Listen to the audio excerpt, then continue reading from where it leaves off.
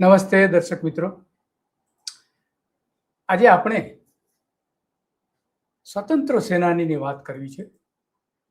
કારણ કે ગુજરાતમાં એક વીરાંજની યાત્રા કાઢવામાં આવી હતી 2003માં, અને એ શ્યામજી કૃષ્ણ વર્મા નું જે અસ્થિ લાવવામાં આવ્યા હતા ગુજરાતમાં, એના માટેની યાત્રા હતી. આખા ગુજરાતમાં ફેરવવામાં આવી હતી. યાત્રા આમ તો રાજકીય જ હતી, એમાં કોઈ સવાલ નથી. કારણ કે ત્યારે પણ આરોપ મૂકવામાં આવ્યો હતો કે આ યાત્રા રાજકીય છે. 1/9/2003ના દિવસે આ યાત્રા નીકળી હતી, અને એમાં ઘણા બધા વિવાદાસ્પદ નિવેદનો એ સમયના મુખ્યપ્રધાન નરેન્દ્ર મોદીએ કર્યા હતા. જોકે આમ તો જાણીતા જ છે વિવાદાસ્પદ નિવેદનો કરવા, એમાં ખાસ કરીને સોનિયા ગાંધીની વાત આવે ત્યારે તો અપમાનજનક ટિપ્પણીઓ કરવા માટે એ બહુ જાણીતા છે.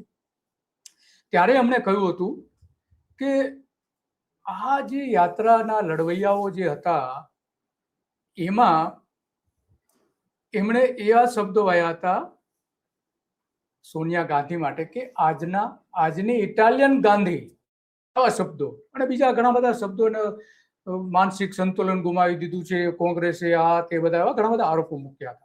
આ આરોપ એટલા માટે મૂક્યા હતા કે ત્યારે સ્વાતંત્ર્ય સેનાની હતા. એમણે નરેન્દ્ર મોદીની આ રાજકીય યાત્રા, શ્યામજી કૃષ્ણ વર્મા નું જે સ્વાતંત્ર્ય સેનાની હતા, ભારતને આઝાદ કરવા માટે એમણે જે યોગદાન આપ્યું હતું એને ભગવાકરણ કરીને આ યાત્રા કાઢવામાં આવી છે. આવા સ્વાતંત્ર્ય સેનાનીઓએ પણ આરોપ મૂક્યા હતા. તો એમણે બધો જ રોષ ઠાલવ્યો હતો સોનિયા ગાંધી ઉપર. અને આપણે જાણીએ છીએ કે એ સોનિયા ગાંધીને વારંવાર આ પ્રકારના અપમાનજનક શબ્દો વાપરવા માટે જાણીતા છે. તો એ સમયે જે કહ્યું હતું એમણે, આ એક સરકારે એ સમયે એક યાદી જાહેર કરી હતી, એનો ભાગ આપણે જોઈ રહ્યા છીએ. એમાં સ્પષ્ટપણે એને એ સમયે લખવામાં આવ્યું હતું કે, કારણ કે આ આપણે જાણીએ છીએ કે 2003માં આજની ઇટાલિયન ગાંધીને, કોંગ્રેસને રાષ્ટ્રભક્તિની સમજ નથી, તેથી દેશભક્તિ માટે ખર્ચ કેમ કર્યો, એટલે કે આ યાત્રા પાછળ કેમ ખર્ચ કરવામાં આવ્યો, એ સવાલો ઉભા કરવામાં આવ્યા હતા અનેક લોકોએ, માત્ર કોંગ્રેસે નહીં, સ્વાતંત્ર્ય સેનાનીઓ પણ. તો એમણે કોંગ્રેસ ઉપર એવું કહ્યું હતું કે રાષ્ટ્રભક્તિની સમજ નથી, તેથી દેશભક્તો માટે ખર્ચ કેમ કર્યો, એવી શરમજનક ટીકાઓ આ લોકો કરી રહ્યા છે. કોંગ્રેસીઓએ ડૂબી મરવું જોઈએ, આવા શબ્દો એમણે પ્રયોગ કર્યા હતા. જોકે આજે પણ આ જ પ્રકારના શબ્દો તે વાપરે છે. તો કોંગ્રેસના નેતાઓને ખર્ચની ફિકર છે, પરંતુ તેમની ચિંતા જુદી છે. કારણ કે ઇટાલિયન ગાંધીના પનાહમાં બેઠેલા કોંગ્રેસીઓ રાષ્ટ્રના મહાપુરુષોના આઝાદીના બલિદાનોને સહેલાઈથી ભૂલી ગયા છે. વીરાંજલી યાત્રાને મળેલા વીરાંજી યાત્રા જે કાઢવામાં આવી છે એના કારણે એનું પેટમાં તેલ રેડાયું છે, આવા શબ્દો પણ એમણે વાપર્યા હતા. પછી એમણે 2010માં, લગભગ 2003માં યાત્રા કાઢી, અને 2010માં કચ્છમાં આ સ્મારક બનાવ્યું, સ્મારક ખુલ્લું મૂક્યું, અને 3 વર્ષ પછી એ બનાવવાની શરૂઆત કરી. તો બહુ ઉતાવળ પણ નથી કરી એમણે. આ જોઈ શકીએ છીએ કે એ આ જે સ્મારક મૂકવામાં આવ્યું છે એમાં શ્યામજી કૃષ્ણ વર્મા અમને એમના પત્નીના અસ્થિ અહીં મૂકવામાં આવ્યા છે. આ આપણે એની તસવીર પણ જોઈ શકીએ છીએ. જોકે પણ મ્યુઝિયમ પણ બનાવ્યું એમણે, અને એ મ્યુઝિયમમાં આ મૂકવામાં આવે. સારું કામ છે, એમાં આપણે મ્યુઝિયમ બનાવ્યું, એની સામે કોઈ બહુ વાંધો નથી. પરંતુ એમના જે ભાષણો કરવામાં આવતા હતા પોરબંદરમાં, ખાસ કરીને મહાત્મા ગાંધીની જન્મભૂમિમાં જ્યારે આ યાત્રા પહોંચી ત્યારે નરેન્દ્ર મોદીએ એ આખી વાત કરી હતી. અને 17 જિલ્લામાંથી આ વીરાંજલી યાત્રા નીકળી હતી. જોકે એમાં ભગવાકરણ વધારે હતું, રાજકીય બાબતોના ભાષણો નરેન્દ્ર મોદીએ બહુ કર્યા હતા, મોટાભાગના રાજકીય ભાષણો જ હતા. અને એમાં ત્યાં સુધી એમણે કહ્યું હતું કે પૂર્વજન્મના સંસ્કાર ન હોય તો આવા ક્રાંતિવીરોને શ્રદ્ધાંજલિ આપવાની સદબુદ્ધિ ન સૂજે. તો આવા ઘણા બધા છે વિકૃત માનસિકતા, શ્રદ્ધાંજલિનો ઇતિહાસ રૂપિયા હિસાબ માંગો છો, એવું માનવામાં આવે છે કે આ સમયે આખી યાત્રા જે નીકળી હતી એમાં એક ખાસ વાન બનાવવામાં આવી હતી, યાત્રા વાન, કે જે ભારતીય જનતા પાર્ટી એના માટે જાણીતી છે. યાત્રા વાન બનાવીને યાત્રા આખા ગુજરાતમાં કાઢે, અને 19,000 ગામડાઓમાં આ યાત્રા કાઢવામાં આવી હતી. 19,000 ગામડાઓ.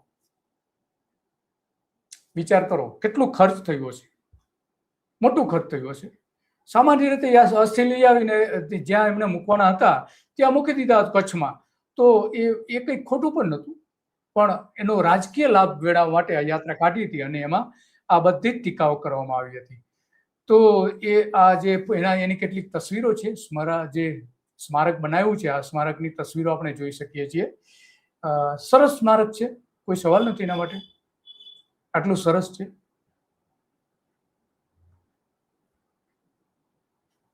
તો આમાં જે સ્મારક બનાવવું એ કંઈ ખોટી વાત નથી કે મોટી વાત પણ નથી, પણ જે ટીકાઓ કરવામાં આવતી હતી, જ્યારે આનું ભૂમિપૂજન કરવામાં આવ્યું ત્યારે નરેન્દ્ર મોદીએ જે વાત કરી હતી એ સાંભળી. પોરબંદરમાં જે વાત કરી હતી એનો વિડીયો આપણી પાસે નથી, પણ એ સ્મારક ખુલ્લું ભૂમિપૂજન કરતી વખતે જે નરેન્દ્ર મોદીએ ભાષણ આપ્યું તે સાંભળી. મિત્રો, મહાત્મા ગાંધીએ ગુજરાત વિદ્યાપીઠને જન્મ આપ્યો હતો અને મહાત્મા ગાંધીના મનમાં વિચાર હતો રાષ્ટ્રીય શિક્ષણનું અભિયાન ઉભું કરવામાં નહીં આવે. 1834 થી લોર્ડ મેકાલોએ જે પરંપરા ઉભી કરી છે એને જળમૂળથી ઉખાડી નાખવી હશે તો આપણે આપણી લીટી લાંબી કરવી પડશે અને એમાંથી ગુજરાત વિદ્યાપીઠનો જન્મ થયો હતો અને એમાંથી સ્વાતંત્ર્ય સૈનિકો જન્મ લેતા હતા. આ કામ 1930 માં થયું હતું. શ્યામજી કૃષ્ણ બરવાની વિશેષતા જો એમણે 1902 માં એક પત્ર લખ્યો હતો અને મહાત્મા ગાંધીને એમણે પત્ર લખ્યો હતો અને એમાં એમણે કહ્યું હતું કે ભારતમાં લાંબા સમય માટે આઝાદીની લડાઈ લડવા માટે રાષ્ટ્રીય શિક્ષણનું એક અભિયાન ચલાવવાની આવશ્યકતા છે અને એના માટે રાષ્ટ્રીય શિક્ષણ માટે યુનિવર્સિટીને જન્મ આપવાની આવશ્યકતા છે. જે કામ મહાત્મા ગાંધીએ કર્યું તે વિચાર 1902 માં શ્યામજી કૃષ્ણ વર્માને આવ્યો હતો અને લંડનની ધરતી પર રહીને એને હિન્દુસ્તાનની અંદર રાષ્ટ્રીય શિક્ષણના બી વાવવા માટે લોકોને ઝકઝોળવા માટેનું અભિયાન ઉપાડ્યું હતું. મિત્રો, આપણને ખબર છે કોઈ પણ શાસનની સામે શાસનના નાક નીચે ઉભા રહીને એને લલકારવા માટે કેટલું ઊંચું ગજુ જોઈએ, કેટલું ઊંચું સમર્પણ જોઈએ ત્યારે સંભવ થતું હોય છે. લંડનની ધરતી પર અંગ્રેજ સલ્તનતનો જ્યાં વિજય વાવતો ફરકતો હતો, જ્યાં અંગ્રેજ સલ્તનતનો ક્યારે સૂર્યાસ્ત નહોતો થતો, એ ભૂમિ પર ઉભા રહીને આ શ્યામજી કૃષ્ણ વર્માએ અંગ્રેજ સલ્તનતને લલકારી હતી. અને મિત્રો, હિન્દુસ્તાન પર અત્યાચાર કરનાર લોકોને મદનલાલ ધીંગરાને પિસ્તોલ આપીને કહ્યું કે આને રેંચી નાખ ભાઈ. અને મદનલાલ ધીંગરાએ લંડનની ધરતી પર હિન્દુસ્તાન પર અત્યાચાર કરનાર લોકોને ગોળીઓથી ભીંધી દીધા હતા મિત્રો. અને શ્યામજી કૃષ્ણ વર્માના શિષ્યની તાકાત જુઓ મિત્રો. આ બિરલા શ્યામજી કૃષ્ણ વર્માના શબ્દ પર જીવન આપવા માટે કેવી રીતે તૈયાર થતા હશે? પાર્ટીની વ્યવસ્થા કરે, વીર સાવરકર ભણે પણ એની શરત જીવન. કૃષ્ણ વર્માના શબ્દ પર જીવન માટે કેવી રીતે તૈયાર થતા હશે? વીર સાવરકર, લોકમાન્ય તિલક વીર સાવરકરને પત્ર આપે, ભાઈ તું ત્યાં જઈને શ્યામજી કૃષ્ણ વર્માને મળજે. કૃષ્ણ વર્મા વીર સાવરકરને સ્કોલરશિપ માટેની વ્યવસ્થા કરે, વીર સાવરકર ભણે પણ એની શરત હોય દેશ માટે જીવવાનું, મરવાનું. અને એક આઝાદીના મોટા લડવૈયા સાવરકર બંધુઓનો જન્મ શ્યામજી કૃષ્ણ વર્માની પ્રેરણાથી થાય. એટલે મૂળ અહીંયા આ જે એમણે જે વાત કરી રહ્યા છે, એમના જે રાજકીય નેતા છે એની એ વાત કરી રહ્યા છે અને એટલા માટે જ એમણે આખી રાજકીય યાત્રા કાઢી હતી, જેણે સેફ્રોન યાત્રા તરીકે દેશમાં ટીકા પણ થઈ હતી, આખા દેશમાં ટીકા થઈ હતી. અને એટલા માટે એ કહે છે કે આ જે મુજરો કરનારાઓ, આ અત્યાચાર કરનારાઓની જે બધી વાત કરે છે, તો આ આખી વાત જે છે એમાં એમણે જે કે વાત કરી હતી, કોંગ્રેસના જ દેશના અનેક બોજ બની ગઈ છે. ખુદ જવાહરલાલ નહેરુએ શ્યામા કૃષ્ણ વર્મા પાસે આઝાદીની લડતની દિશાનું દર્શન લેવા માટે એ જતા, દર્શન લેવા માટે એ જતા હતા. તો આ બધી ટીકાઓ જે કરવામાં આવી હતી એમાં નોંધપાત્ર ટીકા સીધા કોંગ્રેસના કેટલાક નેતાઓ કરતા વધુ સ્વાતંત્ર્ય સેનાનીઓએ વધારે કરી હતી. એમાં એમને ખાસ કરીને શ્યામા કૃષ્ણ વર્મા સાથે જે જોડાયેલા હતા એવા કાર્યકર્તાઓએ વધારે ટીકા કરી હતી. અને નરેન્દ્ર મોદીની જે યાત્રા છે એ રાજકીય રીતે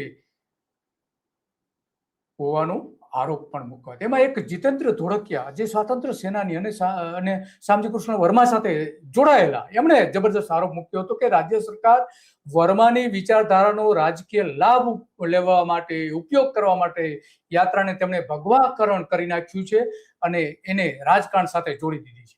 તો એમની જે જીતેન્દ્ર ધોળકિયા, જે આપણે જાણીએ છીએ કે એક સ્વાતંત્ર્ય સેનાની હતા અને બાદમાં એ શ્યામજી કૃષ્ણ વર્મા ના સોશિયલ સેક્રેટરી સેન્ટરના સેક્રેટરી, સોશિયલ સેન્ટર જે હતું એના સેક્રેટરી એ હતા. તો એ રાષ્ટ્રવાદી વિચારધારા એમની હતી અને એમનો વારસો સાચવવા માટે એ જાણીતા રહ્યા હતા અને ભારતીય સ્વનિર્માતાની આજીવિકાથી લઈને એને ઘણા બધા બાબતો એમણે ખોલી હતી. પણ આમાં સૌથી મોટી વાત એ છે કે આ જે સ્મારક બનાવ્યું, તો એના માટે જે સ્મારક જે બનાવ્યું, તો એ જે સ્મારક છે એ 2010માં ખુલ્લું મૂક્યું. 2003માં યાત્રા કાઢી, 2003માં યાત્રા કાઢી, 2009માં ઓક્ટોબર 2009માં એનો શિલાન્યાસ કર્યો નરેન્દ્ર મોદીજી, હમણાં આપણે ભાષણ સાંભળ્યું છે, અને 13 ડિસેમ્બર 2010ના રોજ એને ખુલ્લું મૂકવામાં આવ્યું હતું. આ રેપ્લિકા આપણે જોઈ રહ્યા છીએ કે લંડનમાં જે ઇન્ડિયા હાઉસ હતું એની છે. તો 7 વર્ષ સુધી આ સ્મારક તો બની ન શક્યું અને બનાવ્યું તો હવે અત્યારે જે જવાબદારી સંભાળે છે, સરકાર નથી સંભાળતી. અત્યારે એ સ્મારક જાળવવાની જવાબદારી જીએમડીસી સરકારની કંપનીને સોંપી દેવામાં આવી છે. તો આ આખી વાત છે અને એટલા માટે ક્રાંતિ વન ત્યાં બનાવવાનું હતું અને 22,000 વૃક્ષો વાવવા માટે નરેન્દ્ર મોદીએ અપીલ પણ કરી હતી ત્યાંના લોકોને. અને આજે આપણે જાણીએ છીએ કે ત્યાં એ શરૂઆતમાં 2200 વૃક્ષો ઉગાડવામાં આવ્યા હતા. પછી આગળ વૃક્ષો કેટલા થયા છે એનો ત્યાંના લોકો કહે છે કે જે 22,000 હોવા જોઈએ એટલા વૃક્ષો પણ નથી. તો લોકોને અપીલ કરી હતી કે તમે વૃક્ષ ઉગાડો, માંડવીના લોકોને, પણ લોકોએ કંઈ એમાં ધ્યાનમાં આપ્યું નથી. તો મૂળ આ વાત હતી કે નરેન્દ્ર મોદી જે કંઈ બોલે છે એ ક્યારેક અપમાનજનક શબ્દોમાં બોલે છે. આવા શબ્દો કોઈ પણ રાજકીય નેતાએ ન બોલવા જોઈએ, કોઈ પણ હોય, નરેન્દ્ર મોદીની, સોનિયા ગાંધીએ પણ ન બોલવા જોઈએ. તો આ એક રાજકીય નેતાની ગરિમા હોવી જોઈએ. એ ગરિમા ઘણી વખત નરેન્દ્ર મોદી ચૂકી ગયા છે. એમાં આ એક સ્વાતંત્ર્ય સેનાની યાત્રામાં પોરબંદર ખાતે જ્યારે યાત્રા પહોંચી ત્યારે એમણે મર્યાદા તોડી દીધી હતી બધી જ. બસ આજે આટલું કાલચક્રમાં, અને રોજ સવારે આપણે કાલચક્રમાં 9 વાગે આ જ પ્રકારના કાર્યક્રમો આપણે કરીએ છીએ. નમસ્તે.